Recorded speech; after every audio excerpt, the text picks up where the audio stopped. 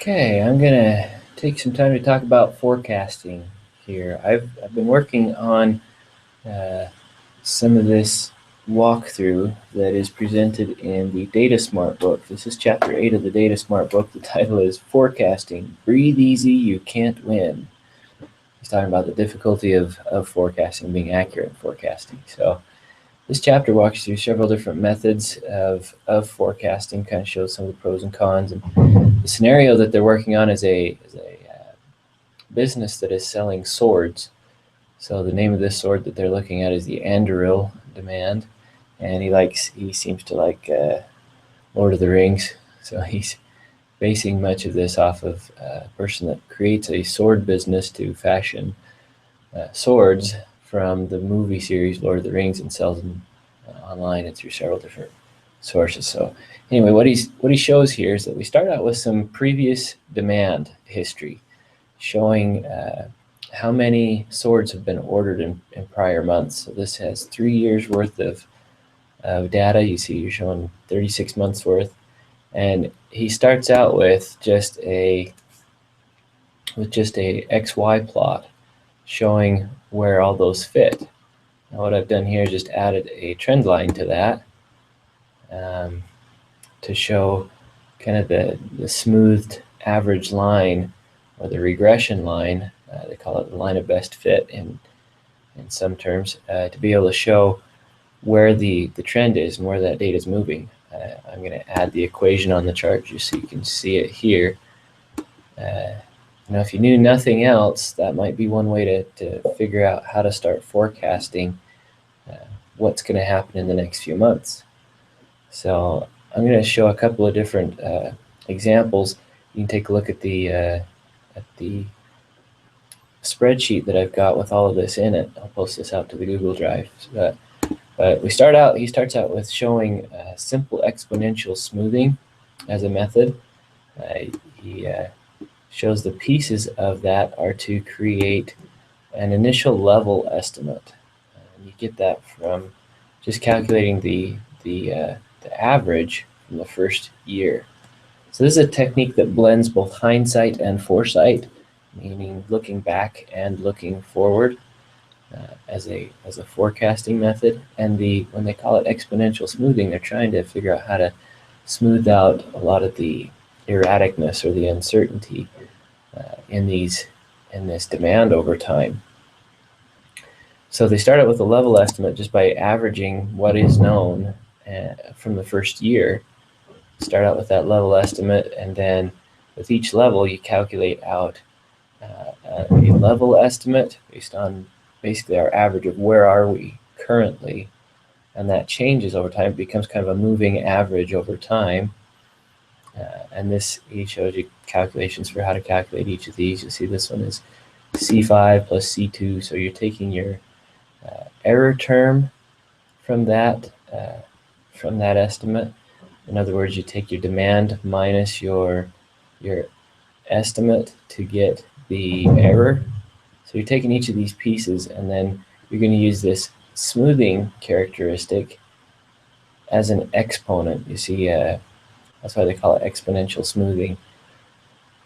Basically, what you're going to do with this is figure out how much of that error term you want to build into your next estimate. So basically, you're saying, how far off was I? How much of that do I think would be influencing my next estimate for the next period? This is basically how simple exponential smoothing works. You've got all these numbers that you calculate out a standard error, calculate out your error rates, square those errors so that they all become positive numbers, and then you have a total, what they call a sum of squared error. Take the square root of that, and that becomes your standard errors. In other words, your average of how far off you are in each over time, with each estimate over time. So with that method, after you crunch all those numbers, you end up with this forecast. It just becomes essentially kind of a flat line. And this is because when you start forecasting in the next few periods, this method has a hard time handling prior data. You can only base it off of what your current estimate is and what your next estimate will be. And once you hit a certain point, say for example, if they're up through 3 years now, and they're trying to forecast out the next year, really simple exponential smoothing is really only good for 1 period, maybe 2. Then it starts to be not very accurate. You can't forecast out more than about 1 period in advance, maybe 2 at the most. And so they end up with this flat line for the year. Doesn't seem too accurate. If we just go back to the regression idea and plot that out, I've just done that with a scatter plot here. Probably ought to switch that format to change the chart type here, and I'll change that to a line. Okay, so let's go to the XY scatter, add the line version of that. There we go. Now it looks more like the first one. So if we look at the regression trend line, you see that the red part is the forecast that I've got built here, and that at least has some upward trend to it. That's an improvement, it seems, over the simple exponential smoothing. The question becomes, can we start to combine some of these and maybe get some of the best of both worlds, where simple exponential smoothing is picking up some of that moving average, the regression is picking up the trend line. So the next method that he shows in this example is a Holt trend-corrected forecast. So you see that the difference in this one is that it kind of blends the best of both worlds on those prior ones. It picks up the trend, the basic trend pattern from the regression curve, and it picks up the moving average that's been happening from the simple exponential smoothing. End up with 2 separate smoothing terms for this one. You have level smoothing, you have an alpha, and you have a trend smoothing, which is your gamma. What he does in this example is he shows how to use the solver to use both of those terms. You set your standard error as your objective. You're trying to minimize that standard error, and as you change or mess with the alpha and the gamma, it minimizes the error term and comes up with a more optimal forecast. And that's what you end up with in this one, is this trend line that jumps up a little bit, becomes a little bit better forecast. A lot of different computation that goes on in this one. If you look at the level and the trend, he's using the alpha and the gamma terms to try and smooth that out and kind of get rid of the erraticness in the prior data. So then you create a 1-step forecast, you calculate your error, similar to what you did before, but a little bit more in depth with the Holt trend-corrected forecast. However, if you look back at the lines, you can kind of see visually that this straight line doesn't look a whole lot like the kind of bumpy, curvy erraticness that you see in the data prior, the actual data that's occurred over the 3-year period. So one of the next things we look for in forecasting is to see if there's some way to mimic that erraticness, see if there's some kind of a pattern to it. Usually this is referred to as a seasonal pattern or a cyclical pattern. So in the Holt Winters seasonal forecast, that's what they try to build in. They look at prior periods, you calculate out the seasonal aspect to what's going on with that data, and you try to do what's called deseasonalizing. You try to figure out what's the pattern that is due to the time-based cycles that occur in this data. And you'll see I've got a couple of other tabs over here. This part takes actually several different calculations to make it work. Calculating out step errors, deviations, and the shifts in months to check for patterns. So you're trying to see if there's a 1-month pattern, a 2-month pattern, a 3-month pattern, a 4-month pattern.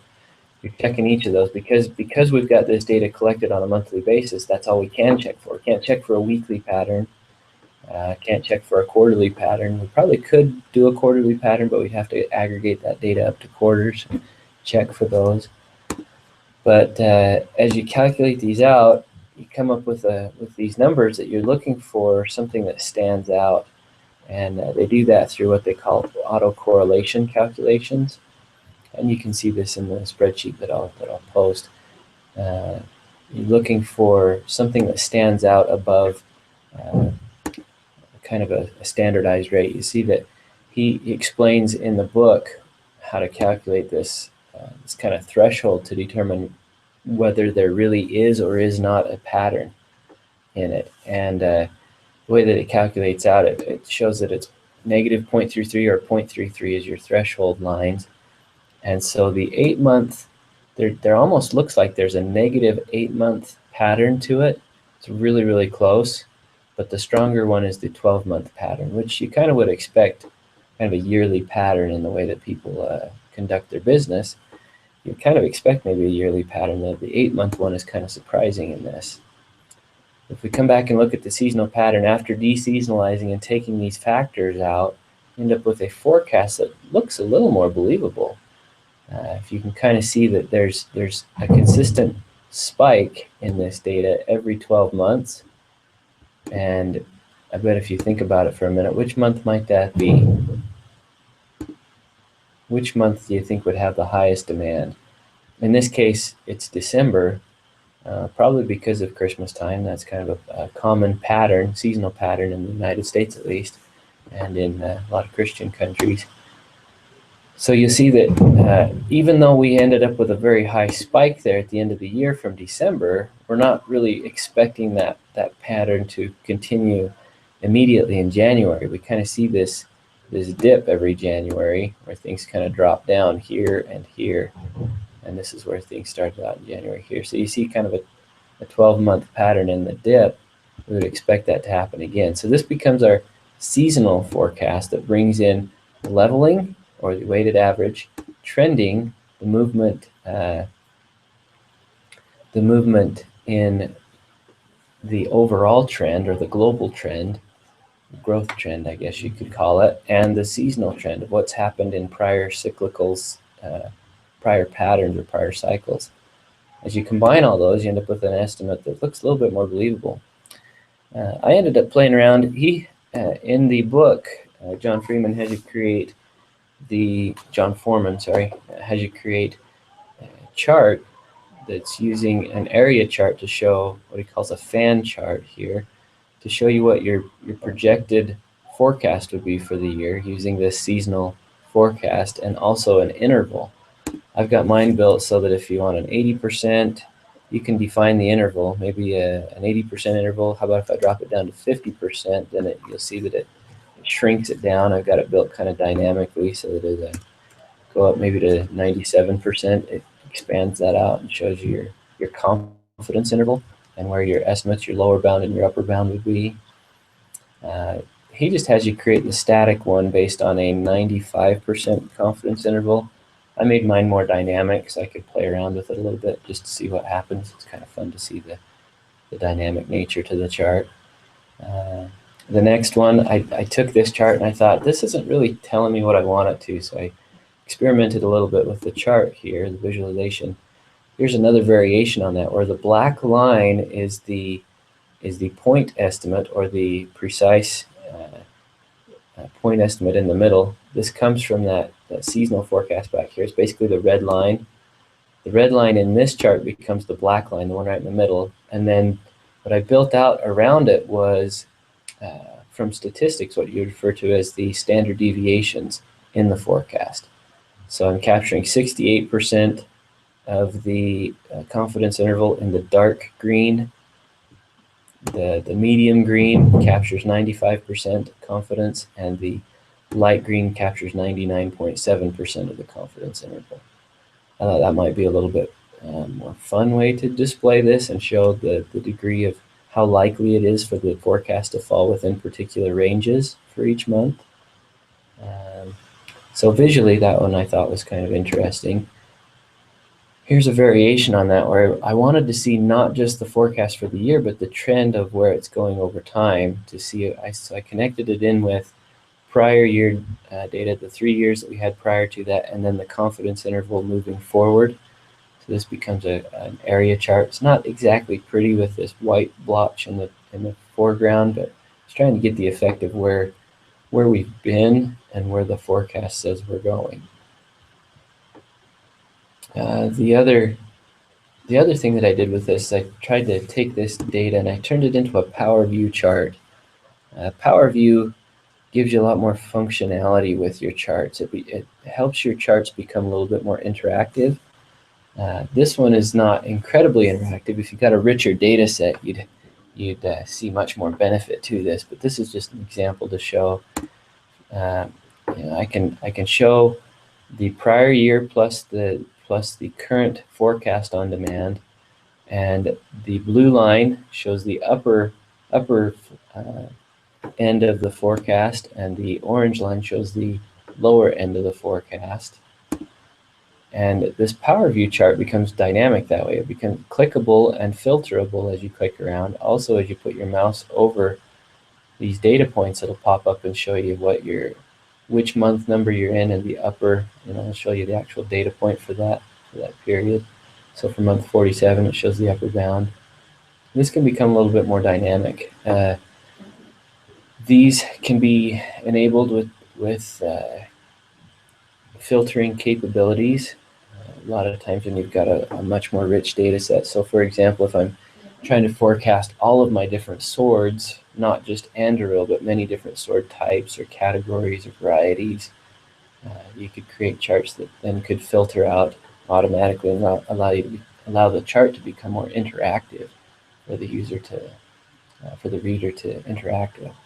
So those are just some options I played around with visualizations in connection with this data science chapter that I practiced with. This brings in a lot of different elements. It brings in the statistical basis of both data science and analytics. I see that statistics background very heavily in both of those terms and in both of those practices. I also brought in visualization techniques in connection with this. I just thought it was an interesting blend, and it was fun to kind of play around with that. But there's an example. You can take a look at the sample data and enjoy. Have fun.